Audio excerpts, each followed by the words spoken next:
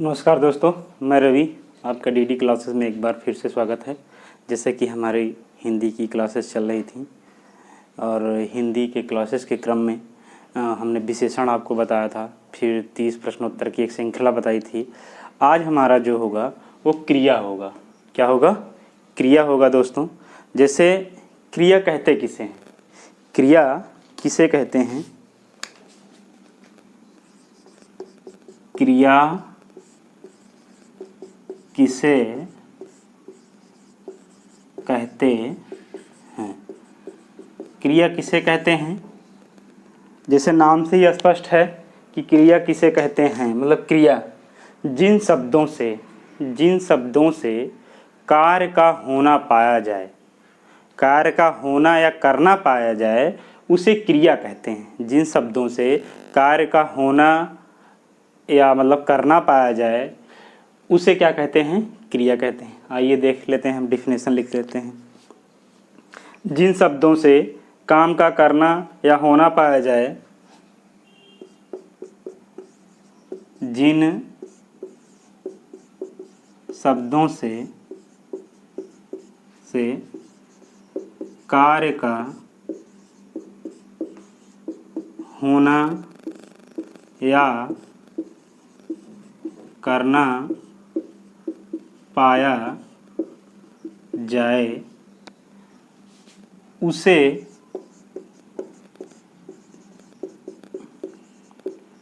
क्रिया कहते हैं। जिन शब्दों से कार्य का होना या करना पाया जाए, उसे क्रिया कहते हैं। उदाहरण जैसे देखते हैं,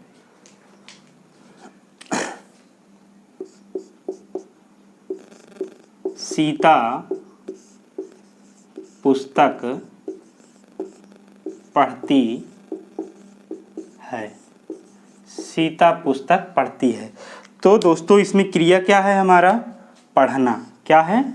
पढ़ना है। तो यही है, जिन शब्दों से कार्य का होना पाया जाए या करना पाया जाए, उसे क्रिया कहते हैं। जैसे पढ़ती है तो पढ़ना हमारा एक शब्द हो गया, इस यही कार्य का होना या करना का प्रदर्शित कर रहा है, तो यही क्या हो गया? क्रिया हो गया। ठीक, आशा करता हूँ आपको समझ में आएगा वो क्रिया। अब आगे देखते हैं, धातु क्या होता है? धातु इसी में है, क्रिया का ही है। ठीक, अब इसको हम इरेज करते हैं या फिर आप नोट डाउन कर लीजिए। धातु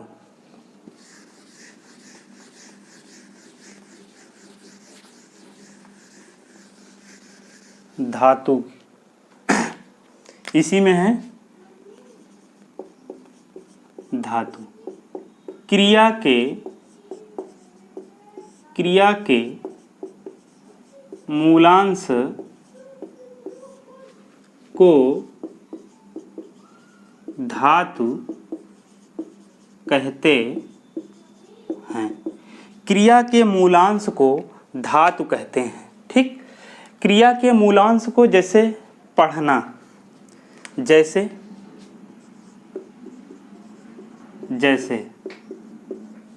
पढ़।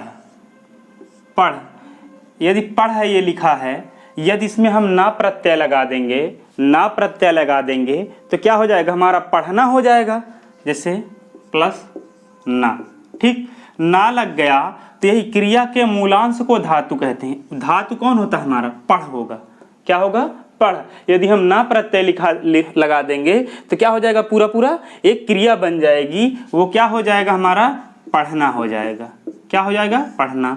दूसरा देख लेते हैं, सो मतलब सोना। अब इसी में यदि हम ना लगा देंगे, ना प्रत्यय लगा देंगे तो क्या हो जाएगा? सोना हो जाएगा। क्या हो जाएगा? सोना हो जाएगा। तो आपको अच्छे से समझ में आया होगा, क्रिया के मूलांश को धातु कहते हैं। धातु क्या होता है? एक चीज और नोट में आप ये लिख लीजिए, अधिकतर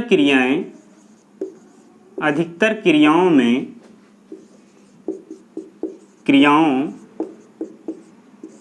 में ना प्रत्यय लगाकर क्रिया का क्रिया का निर्माण किया जाता है, निर्माण किया जाता है। ठीक, कहने का मतलब अधिकतर क्रियाओं में जैसे चल, जैसे क्या हो जाएगा चल, चल में ना लगा दिया हमने तो चलना हो गया। जैसे रख, रख में अगर ना लगा दिया तो क्या हो जाएगा, ये चलना हो जाएगा और ये क्या हो जाएगा आपका रखना हो जाएगा। देखिए चलना, रखना, रोना, पढ़ना, सोना, धोना आदि अगर यदि आप ना प्रत्यय लगा देते हैं तो हमारी क्या हो जाती है, क्रिया का एक रूप हो जाता है। ठीक, आइए देखते हैं धातु होती कितने प्रकार की है, धातु होती कितने प्रकार की है। ठीक, आइए धातु के दो भेद होते हैं। कौन से भेद होते हैं, दो भेद होते हैं, हम आपको बता रहे हैं, आप इसको नोट डाउन कर लीजिए।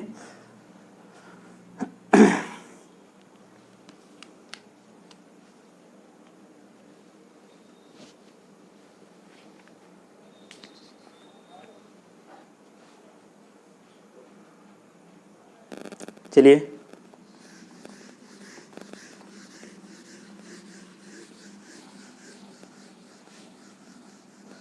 धातु, धातु होती है, एक होता है हमारा मूल या फिर कोष्ठक में लिख लीजिए रूढ़। ठीक, नंबर एक, और नंबर दो कितना हो, दूसरा क्या होता है यौगिक। क्या होता है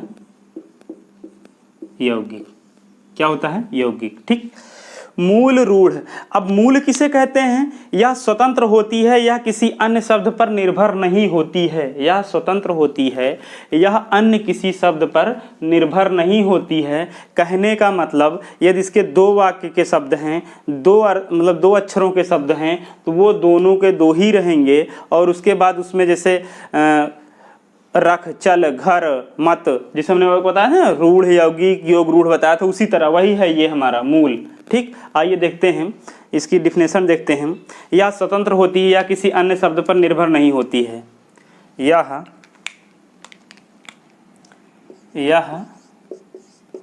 स्वतंत्र होती है, यह किसी अन्य शब्द पर निर्भर नहीं होती है। ठीक, यह स्वतंत्र होती है, यानी जो मूल धातु होती है या रूढ़ जो होते हैं ये स्वतंत्र होती है, यह किसी अन्य शब्द पर निर्भर नहीं होते हैं। जैसे में क्या लिखेंगे हम, जैसे मूल में खाना, खाया, खाती, जैसे लिखते हैं खाना, खाया, खाती आदि। ठीक, खाना, खाया, आती, या फिर लिख लीजिए मुंह, चल, घर आदि। ठीक, ये भी क्या हो जाएंगे हमारे मूल, यानी धातु कितने प्रकार की हो जाएगी। ठीक, यह स्वतंत्र होती है, किसी अन्य शब्द पर, यह किसी अन्य शब्द पर निर्भर नहीं होती है, जैसे खाना, खाया, खाती आदि, मुंह, चल, घर आदि। ठीक, आइए देखते हैं अगला, देखते हैं यौगिक। यौगिक जो होता है दो या दो से अधिक धातुओं के संयोग से बना होता है। ठीक, यौगिक क्या होता है, दो या दो से अधिक धातुओं के संयोग से बना होता है यौगिक। और यौगिक भी हमारा कितने प्रकार का होता है, तीन, दो लिख लेते हैं, दो या दो से अधिक धातु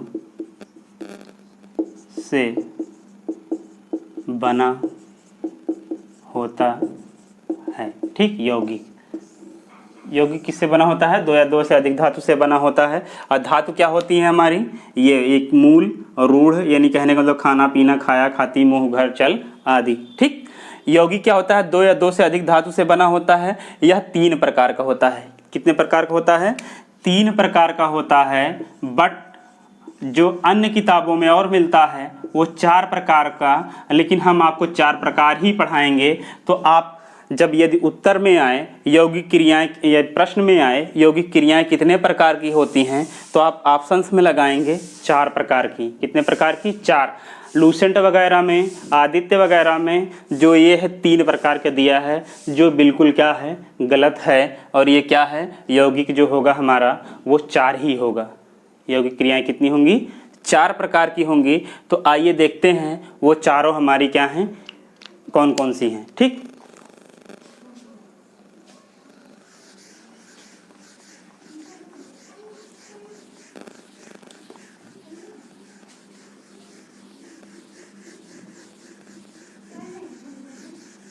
आइए देखते हैं यौगिक क्रियाएं। ठीक, यौगिक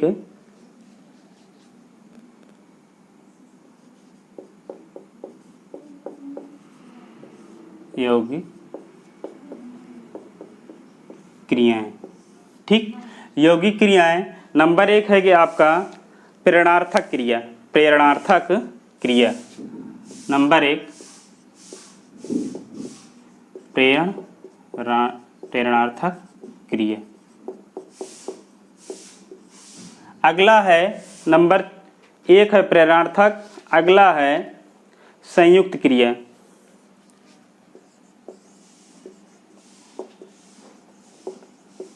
संयुक्त क्रिया। और नंबर 3 है आपका, नंबर 2 है संयुक्त क्रिया, नंबर 3 है अनुकरणात्मक क्रिया। अनुकरणात्मक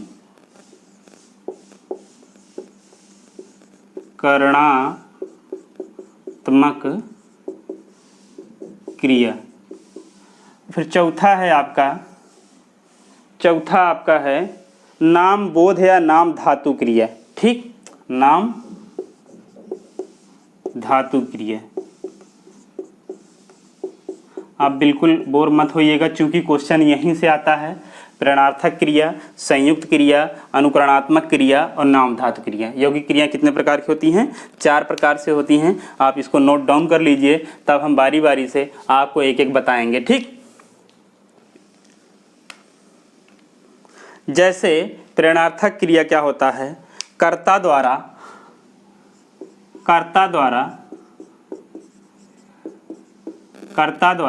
स्वयं ना कार्य करके किसी अन्य के द्वारा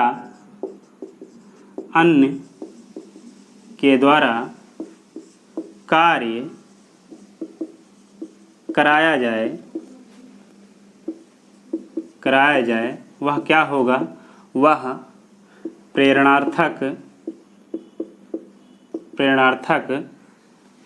क्रिया कहलाती है। ठीक, साफ साफ सी बात है, आपको शब्द से ही समझ में आ रहा होगा। प्रेरणार्थक यानी कहने का मतलब किसी को प्रेरित करना, स्वयं ना कह करके किसी काम को, स्वयं ना करके किसी कार्य को किसी को प्रेरित करना। जैसे कर्ता द्वारा स्वयं ना कार्य करके किसी अन्य के द्वारा कार्य कराया जाए, वो क्या कहलाता है? प्रेरणार्थक क्रिया कहलाता है। जैसे इसके उदाहरण देखते हैं। जैसे उदाहरण में है आपका राम यानी गोविंद ने राम को जगाया। गोविंद ने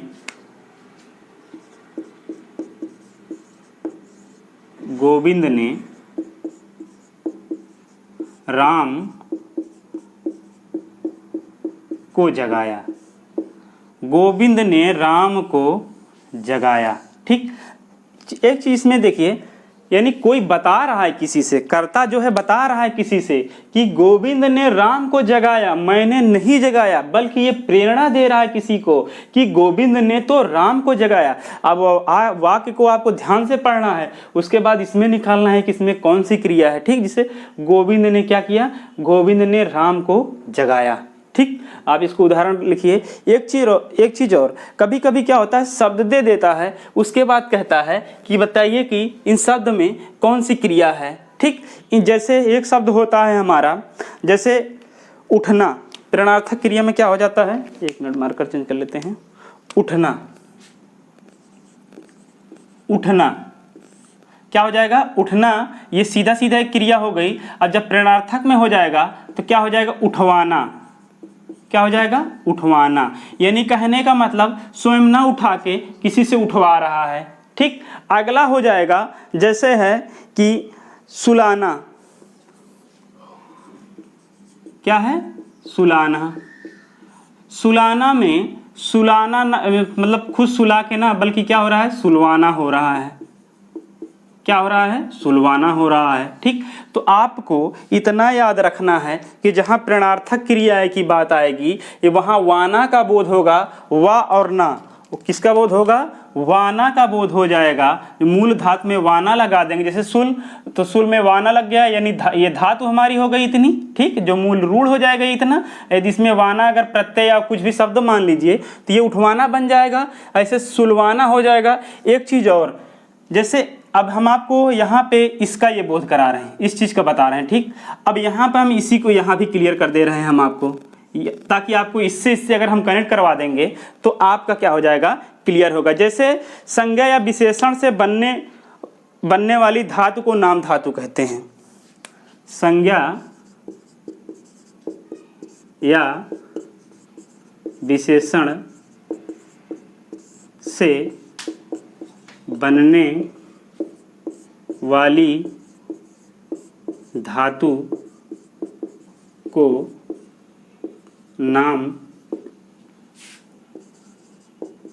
धातु कहते हैं। ठीक। देखिए मैं जोड़ा हूँ बीच में, इसलिए छोड़ा हूँ दोनों को, क्योंकि अगर हम पहले से दूसरा का कनेक्शन करा देंगे तो आपको बिल्कुल समझ में आ जाएगा और बिल्कुल कभी जीवन भर नहीं भूलेंगे। ठीक। जैसे प्रेरणार्थक में यानी किसी चीज को क्या होगा? खुद ना करके कराना। ठीक। खुद ना करके कराना। जैसे इसमें वाना का बोध होगा। क्या होगा? वाना का बोध होगा। बट इसमें क्या होगा? याना का बोध होगा। क्या होगा? याना का बोध होगा।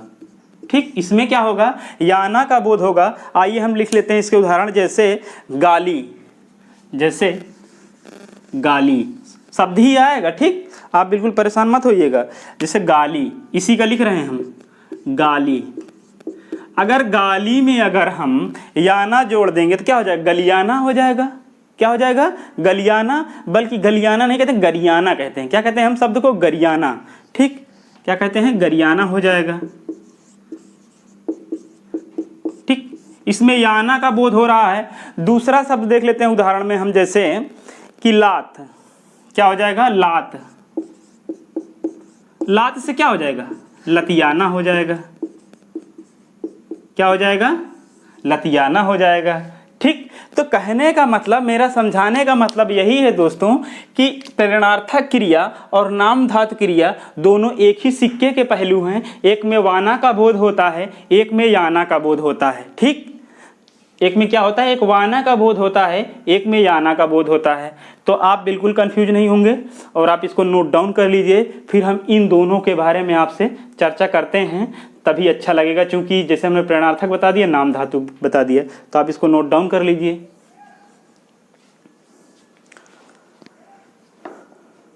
समझ में आ रहा है ना?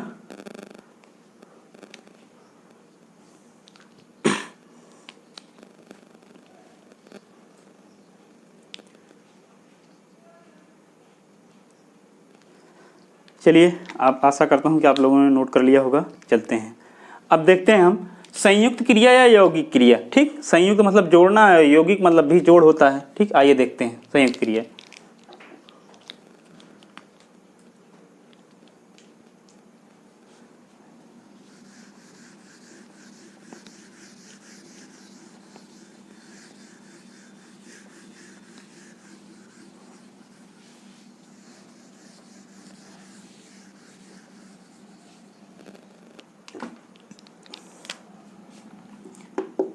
दो या दो से अधिक धातुओं के, यह लिख देते हैं, यह दो या दो से अधिक धातुओं के संयोग से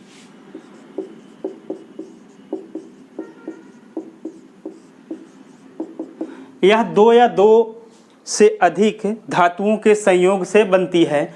तो जैसे हम आइए देखते हैं इसके उदाहरण, जैसे रोना धोना, क्या कहते हैं ना कि रोना धोना बंद करो, रोना धोना जहां आ जाएगा। कहने का मतलब दोनों के राइमिंग वर्ड्स सेम मिलने चाहिए, जिसे रोना और धोना, ठीक। उठना बैठना हो जाएगा, चलना फिरना हो जाएगा, फिरना हो जाएगा, ठीक। तो आप बिल्कुल कंफ्यूज नहीं होंगे। संयुक्त क्रिया दो या दो से अधिक धातुओं के संयोग से बनता है, जैसे रोना धोना, उठना बैठना, उठना बैठना, चलना फिरना, ठीक। अगला देख लेते हैं, खा लेना, उठ बैठना, उठ जाना, ठीक आदि, ये सब क्या हैं, यानी दो धातुओं के संयोग से बनता है। जैसे खा लेना, खा लेना, उठ बैठना, उठ बैठना, यानी इसमें जो है ना प्रत्यय की क्या होगी, बाहुलता होगी। आपको ये इतना उदाहरण लिखाने का मेरा तात्पर्य यही था, दो धातुओं के संयोग से बनेगा, बट इसमें ना प्रत्यय की क्या होगी, बाहुलता होगी, ठीक। इसको आप ध्यान से देख लीजिए और हमें नहीं लगता है कि आप कभी भूल पाएंगे, ठीक। आइए, जैसे प्रेरणार्थक में क्या होता था, वाना होता था, और नाम धातु में क्या होता था, याना होता था, और इसमें क्या है, संयुक्त में क्या है, जैसे रोना धोना, ना प्रत्यय की यानी बड़ा ना प्रत्यय की क्या है, बाहुलता है। तो आपको बिल्कुल याद हो जाना चाहिए, रोना धोना, उठना बैठना, चलना फिरना, खा लेना, उठ बैठना, ठीक। आगे चलते हैं दोस्तों हम, अनुकरणात्मक क्रिया।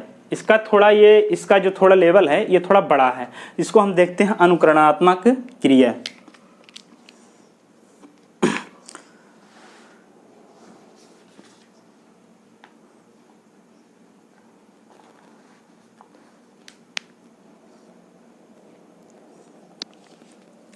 चलिए देखते हैं अनुकरणात्मक क्रिया।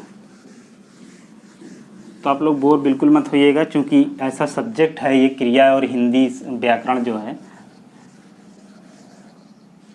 अनुकरणात्मक क्रिया ऊपर लिखते हैं,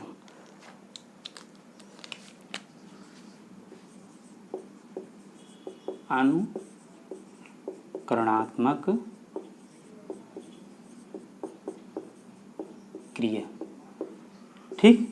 अनुकरणात्मक क्रिया, अनुकरणात्मक क्रिया में होता क्या है दोस्तों, किसी वास्तविक या कल्पित ध्वनि के अनुरूप हम क्रिया बना लेते हैं। जैसे खटखट, खटखट से खटखटाना, जो अपने मन से कर लेते हैं, जो अपने मन से बना लेते हैं, वही क्या होता है हमारा अनुकरणात्मक क्रिया। मतलब हम उसको कल्पना कर लेते हैं अपने आप, कहते हैं कि मतलब चला वाला क्या हो जाता है, चला वाला, बोला वाला, और मतलब भनभनाना, खट खट से क्या होता है, खटखटाना, ये आदि जो हम अपने हिसाब से अपने बोलने और चालने की भाषा में जब हम प्रयोग करते हैं, तो वो कौन सी क्रिया हो जाएगी, हमारी अनुकरणात्मक क्रिया हो जाएगी। जैसे देखते हैं इसकी डिफिनेशन और इसके उदाहरण भी, ठीक। देखते हैं, किसी वास्तविक या कल्पित ध्वनि के अनुकरण हम क्रिया बना लेते हैं। किसी वास्तविक ध्वनि के अनुरूप कल्पित यानी काल्पनिक, कल्पित हम क्रिया बना लेते हैं, ठीक। तो अनुकरणात्मक क्रिया, जैसे उदाहरण में लिखते हैं हम,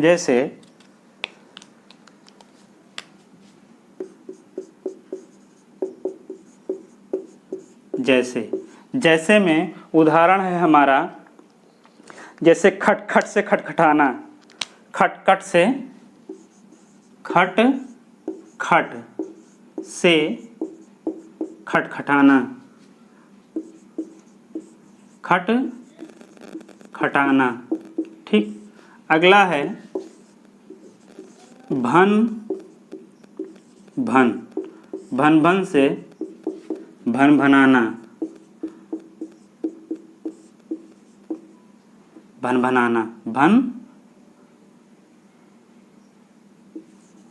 भनाना, ठीक आदि।